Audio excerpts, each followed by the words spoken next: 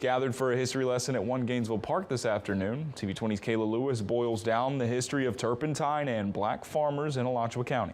Portia Childs is an equity specialist with the city of Gainesville, and on Sunday she came to Hogtown Creek Headwaters Nature Center to give a lesson about turning pine into turpentine and to talk about the history of black farmers in Alachua County. Childs says back in the 1900s, collecting turpentine was second to cotton and timber production. I really believe that there's such a beautiful relationship and kinship with land and people and relationships. Turpentine is a fluid collected from pine trees and can be used for paint thinner, art products, and medicine. Once it was collected from the tree, over time the tree would be destroyed.